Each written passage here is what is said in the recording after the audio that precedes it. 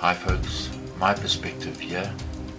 In this short clip, I will be using perspective to prove that we are being lied to and being deceived about the heavens or the universe that is above us.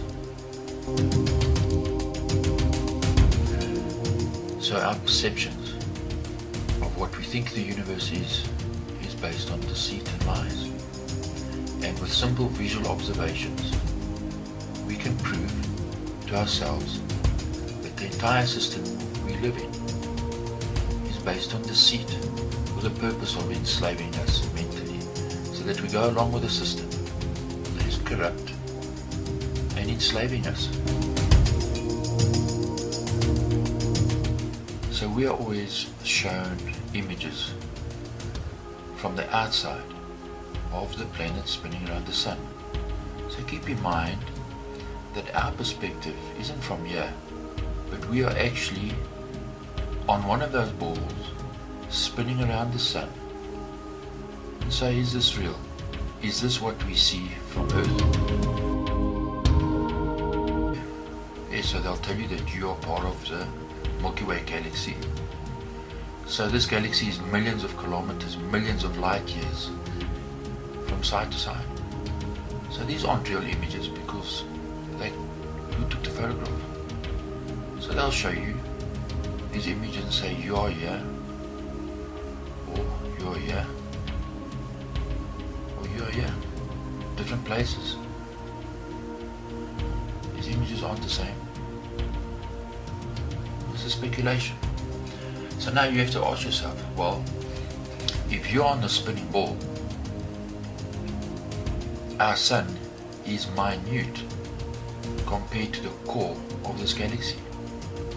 How come NASA, when they went to the moon, or anybody's been in space, never taken a photograph of it?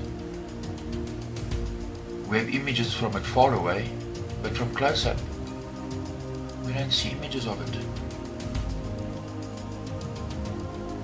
Not from any of NASA's probes do they ever show the Earth with our galaxy behind.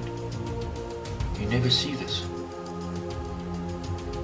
This galaxy is so huge and so massive, we've never taken a photo of it, never seen it from space. And from Earth, you are spinning around. The core of this galaxy is 1,000,000 times bigger than our sun. It will block out the sun. We never see it from Earth. Why is that? Well, it's because it's a lie. Yes, so NASA has been to the moon many times. They're always in space. How is it that they can't see this galaxy? It should be in your face. So huge that you can't miss it. And NASA said that when they went to the moon, they can't remember if they saw any stars. Well, you've been lied to big time. So what do we see from Earth? Well, here's some time-lapse images of the starry sky. And we'll notice that the moon travels at the same speed as the stars. Well, how is that possible? You see, the moon is much closer to the Earth than the stars. So as the Earth spins, your angle between yourself and the moon would constantly be changing. Remember, the stars are 1,000,000 miles behind. And you are spinning at 1,600 kilometers an hour, hurtling through space at thousands upon thousands of kilometers an hour.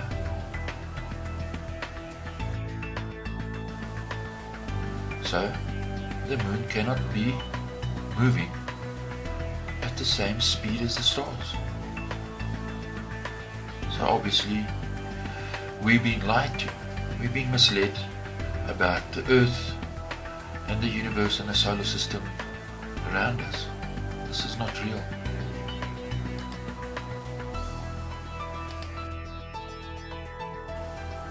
So how is it, if if we see the streak of that Milky Way galaxy in a night sky, it's night time. 6 months later, we're on the opposite side of the sun, and the night is on the opposite side, facing away from the galaxy.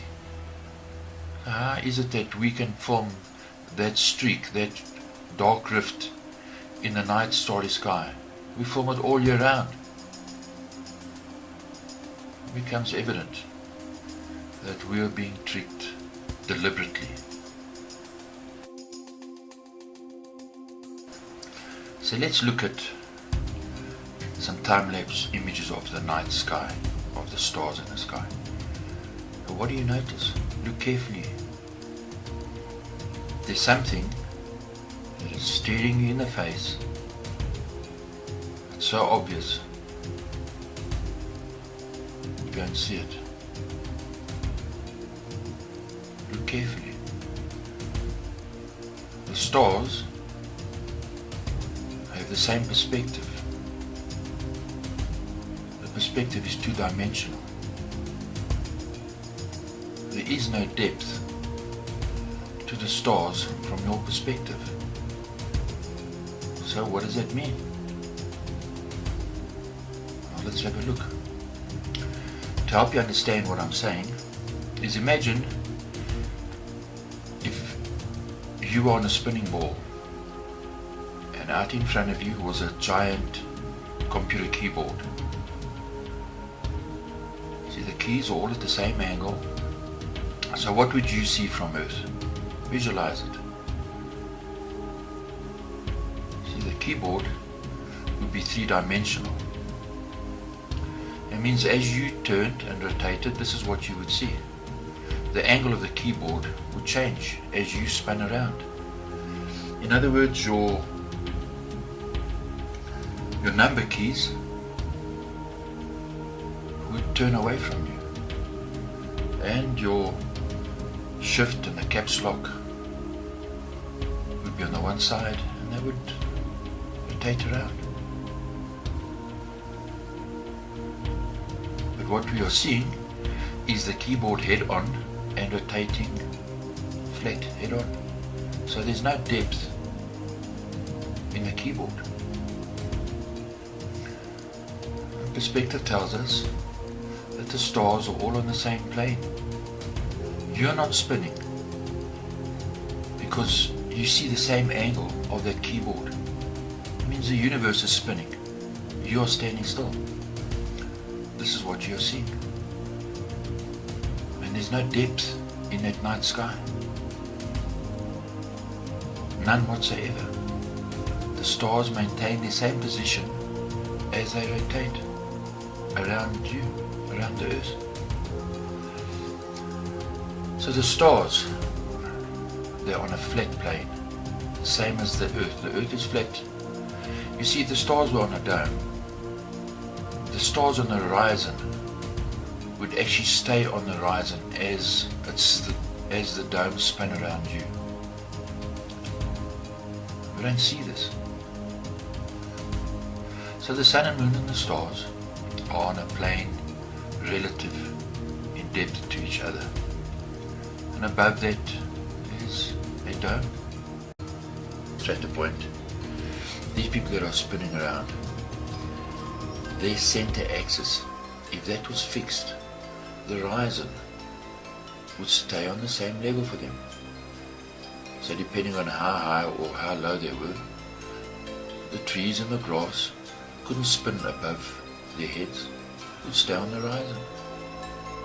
It would be the same if the universe was a ball and spinning around you. Yes, so what we see is we see a flat plane. The stars are all on the same plane and they are rotating above our heads. That's why they rise up from the horizon and rotate around. Many years ago, sailors used the stars as a map. Well, if the map was a round ball, how would they be able to plot their course? It has to be flat.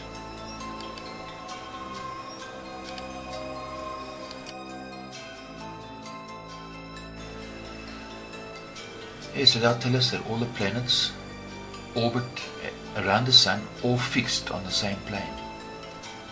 How's that? You have all the space around you, yet why doesn't the planets orbit in 3D space? They should be. Gravity will keep them in the same position as they orbit. So why is that? It's because, let's look for example the Earth. The Earth's on the exact same orbit around the Sun.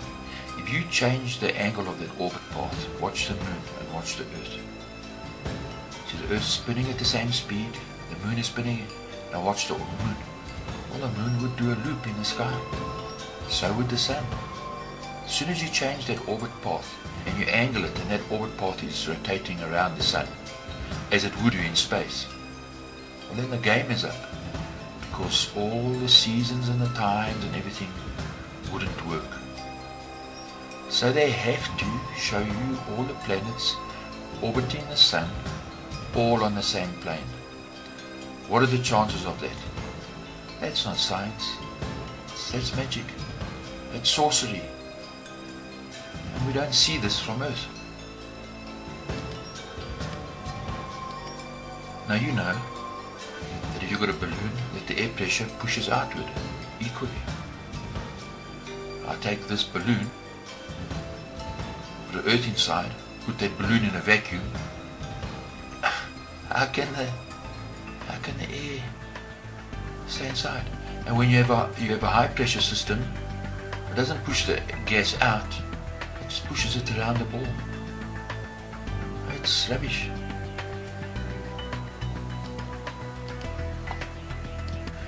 Yes, so gravity will keep the air pressure and all the clouds and everything stuck to the Earth. And outside that Earth is a vacuum. Yet a bird can fly, and a butterfly can fly, and we can walk with ease while this ball is spinning around the Sun. And we don't feel it. We don't feel it because it's not real. It's a lie. Yes, so as the Moon orbits the Earth, and as it gets closer to the Sun, on the Sun side between the Earth and the Moon, it doesn't speed up, it travels at the same speed. And the Sun's gravity doesn't slow the Moon down. See, this is mindless garbage. When you think about it, it doesn't work. So they get you to accept it through pride. They'll tell you that if you don't believe this model, well then you're stupid.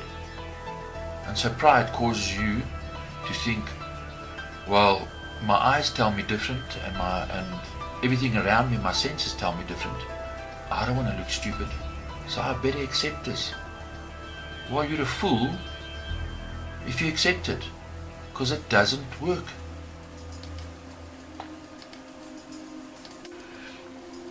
So we live in a system that has the appearance of freedom, a system that appears to condemn slavery, yet itself is the worst kind of slavery there is, mental slavery, that keeps the power in the hands of the oppressors. And they do it through the education system, where the slaves willingly go along with the slavery. A system of deception, run and controlled by the Vatican with its Jesuits. The Jesuits have their puppets, people who will sell out their own human family for their own gain. Their puppets are treated like gods. You see, the man who stole the moon, meaning that you live in permanent mental darkness. If there's no moon, it's night time, it's darkness. You have no source of light. And they're mocking us with this junk. And you have a little G stamped in on your heart, a Masonic G, and they make entertainment to mock us. It's a system of deception. We live in a system.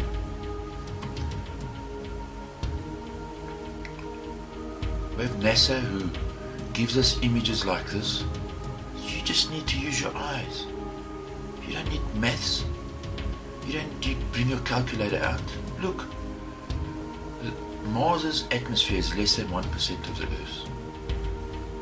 And Mars has got an atmosphere. How is it possible? We know that when the sun shines, a lot of the radiation we get is because of the atmosphere. This is an image taken on Earth with a shift in the RGB channels. That's all it is. Then NASA gives us this image of the moon orbiting the Earth. This is supposed to be taken from 1,000,000 miles away. Think, it's impossible. The Earth is traveling at a phenomenal speed around the sun. How did they do a time lapse? How did they track the Earth? How can you zoom 1,000,000 miles on an object, on a 4K image, and still keep the object in the center of your lens? So we know that it takes the moon 30 days to orbit the Earth. That's what we are taught. So the Earth cannot be spinning at the same speed as the moon. Yet in the junk that NASA shows us, the moon and the Earth are orbiting in line and connection with each other. Well, this is fake. I mean, look at the moon. I mean, for goodness sake. I mean, just use your eyes. It means the sun should be directly behind you. Where's the shadow of the moon?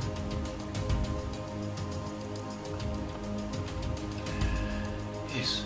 So these people who deceived us were treated like gods. Gods in a tin can, like in a jukebox, singing a different song. Should we honor these people? Rush! They belong Not a to the chance. God, he says. They will do his work forever.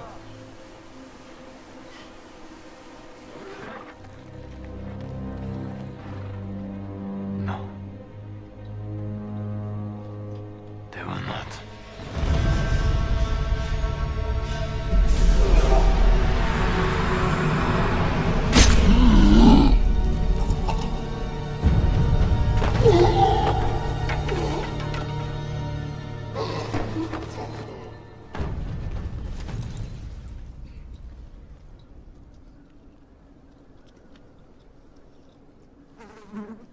He is not a God! Yes, so if Apollo is a god, why is he faking it? Why does he need humans to shoot him up into the night sky? Well, Apollo's making a monkey out of you. So cheers and thanks for watching.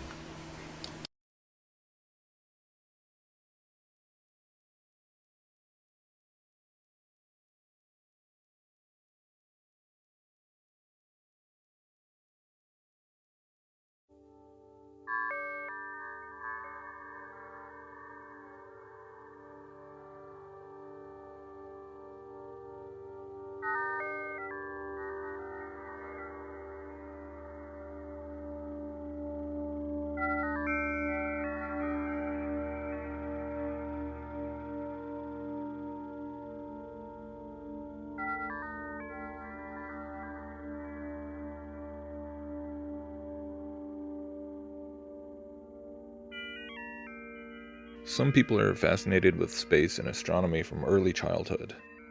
I was not one of those people. I wasn't memorizing constellations or stargazing on summer nights trying to catch a glimpse of the Milky Way galaxy. I was one of those kids who was far more enamored by the galaxy far, far away in the Star Wars films rather than the one that we can supposedly view in real life through telescopes or the naked eye on a clear moonless night. In fact, I'm not sure I ever recall seeing the Milky Way with my own two eyes my entire life.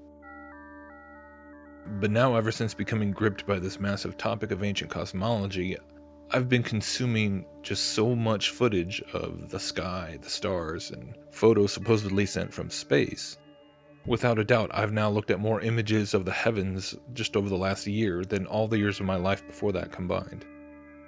And more recently, all these star time lapses and space footage, both allegedly real and openly computer generated, has got me thinking about the Milky Way galaxy in a way that I can't believe I never thought of before. I'm sure other people out there have already touched on this, but I actually can't find anything, at least on YouTube, that specifically highlighted it. And in my opinion, this point about the Milky Way galaxy should probably be right up there alongside the matter of the photoshopped images of the Earth from space, and the whole debate over the visibility of the stars from space, both of which most of us are probably already quite familiar with. To the black void. Yeah. So all because the you can time. see, Yeah, because you can see the stars. Oh yeah. You know, and pretty much all the time you can see the stars. We were never able to see stars from the lunar surface or on the daylight side of the moon.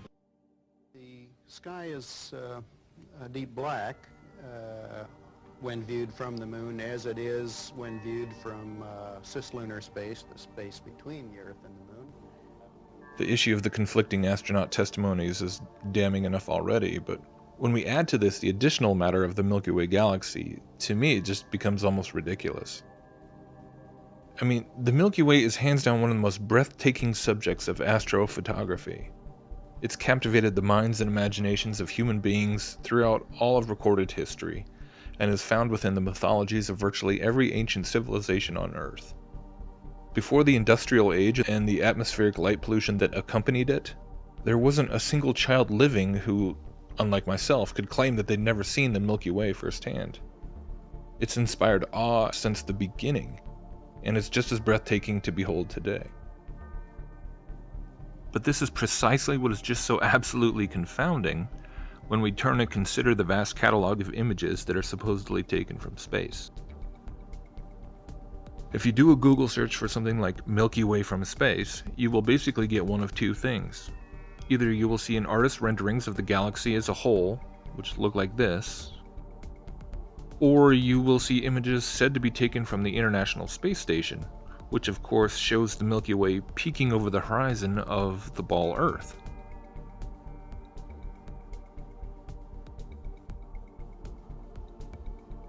And that's pretty much it. We don't see a hint of that dazzling band of white and pink from any of the photos from the Apollo missions.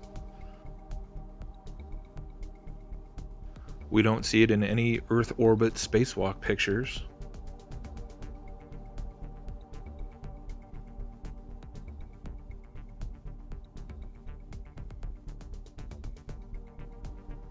We don't see even a suggestion of it in any of the photographs taken from the host of different probes that have been sent out to the different planets in our solar system. And you really just have to stop for a second and consider the significance of this. When we remember just how drawn to this celestial sight we are whenever we see it from Earth. Because this is the whole point. If the Milky Way can look so spectacular from Earth on a clear moonless night, even when viewed through the Earth's atmosphere, then how much more brilliant should it be from the vacuum of space where there is no atmospheric interference?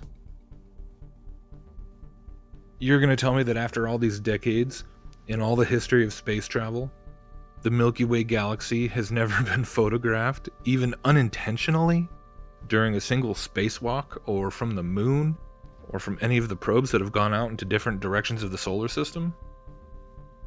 The Voyager 1 probe could supposedly capture a picture of the quote little blue dot Earth suspended in a sunbeam, but it somehow could never manage to capture anything resembling the galaxy that supposedly engulfs the entire solar system itself. I mean, can you imagine being one of those few lucky humans to go into space, and you're all suited up in your spacesuit and floating out there surrounded by this vastness, trying to comprehend the magnitude of the distances in every direction? And the stripe of the Milky Way galaxy, which is no longer obscured by the atmosphere or the horizon of Earth, surrounded you in a 360-degree circle. If you could get your spacesuit to spin around in a full rotation, you could see the whole thing, unbroken. I mean, you could take regular photographic images of it. I mean, it's in the visible light spectrum, after all. We can see it from Earth with our own eyeballs.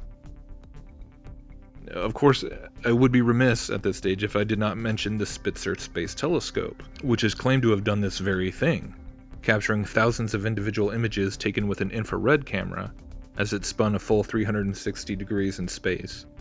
And those are then supposedly spliced together to make this big complete picture.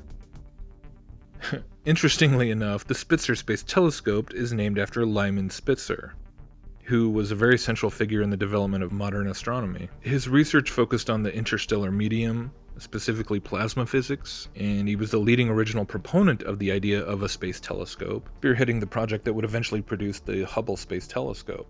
He was a faculty member first at Yale and then Princeton, and then in 1984 he was one of the founding members of the globalist organization known as the World Cultural Council, which every year hands out the Albert Einstein World Award of Science.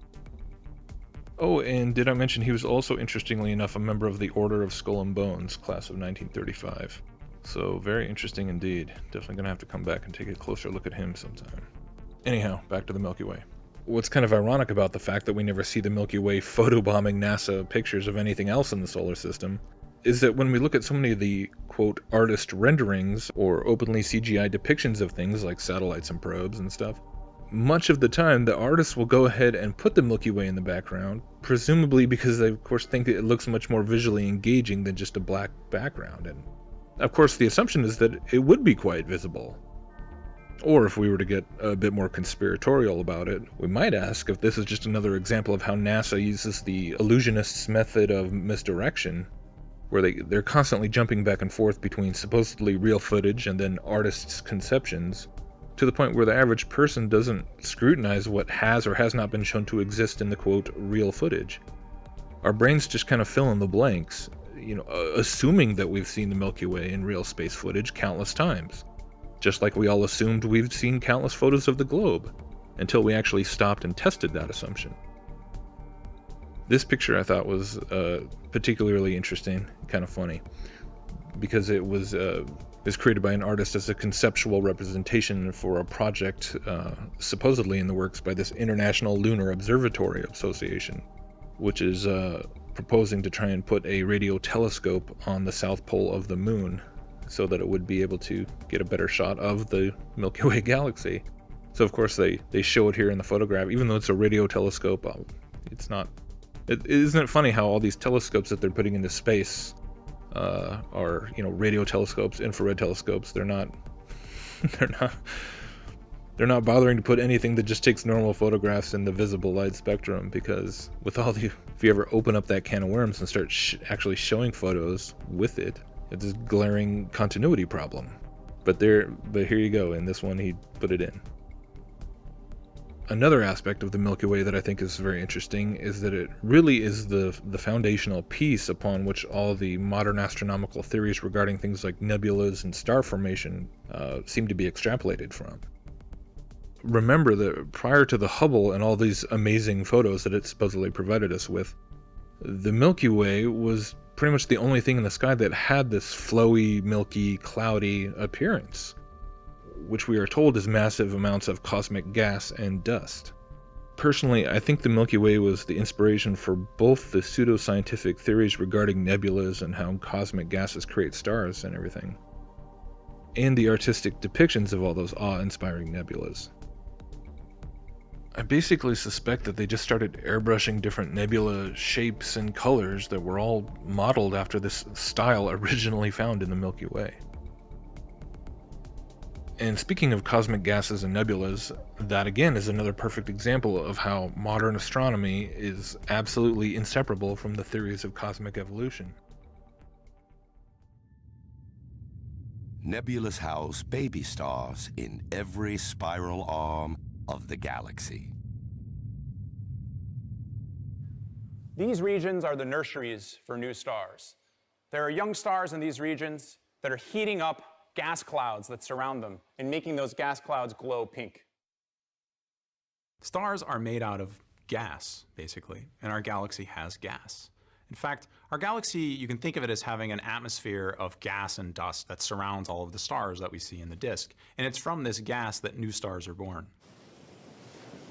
By observing nebulas at different stages in their evolution, the story of a star's birth begins to emerge. It all starts inside a cold, dark cloud of dust and hydrogen gas, where a quiet tug of war begins. The cloud wants to dissipate, like smoke in the air, but gravity wants to pull it together. They're in a kind of balance between gravity pulling in and gas pressure pushing back out. Gravity wins, and the material crunches down into a disk that is the beginning of becoming a star. As gravity pulls more and more gas towards the center of the disk, it gets denser and denser and hotter and hotter, until finally, at 18 million degrees, a miraculous transformation takes place.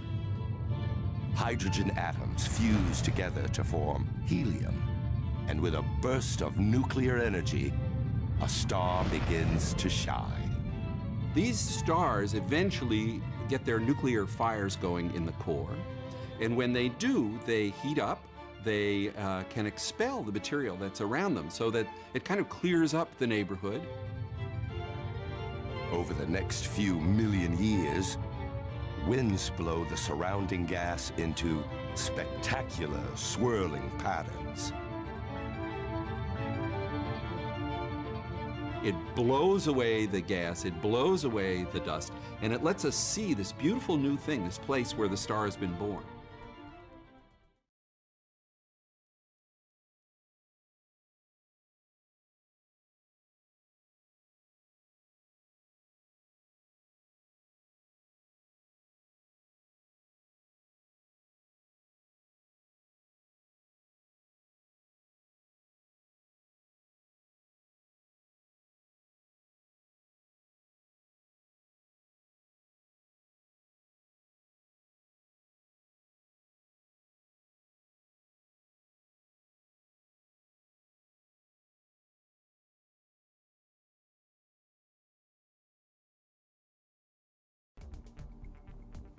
So once again, we see that the explanations coming from NASA and all the other space agencies are absolutely predicated upon the assumptions of massive expanses of both time and space, and the assumption that gravity must also exist to pull these cosmic gases together over millions of years, crushing it together until it becomes so dense that nuclear fusion occurs and the star ignites. I highly encourage anyone interested to go watch the full documentary on the Milky Way for themselves. I'll have the link in the description, and just go see for yourself if they show any real photographic images of the Milky Way from space, or if it's just computer rendered animations. And then as you watch that, you tell me how interwoven everything they say about nebulas and the formation of stars is absolutely inseparable from it, cosmic evolution. Because, I mean, at this point, we really should be able to just step back and see how it all fits together through the perspective of the evolutionary agenda, in that all these components are absolutely required in order to even attempt to teach the Big Bang as a plausible scientific theory. You need a vast universe, Copernicanism, full of particles, atomism, which gradually pull themselves together, gravity, until erupting in a nuclear explosion to create stars, in nuclear physics, quantum physics. And when you really simplify it down like that, it's pretty astounding. Without Copernicanism, atomic theory, gravity, and nuclear physics, there is no Big Bang theory. Simple as that.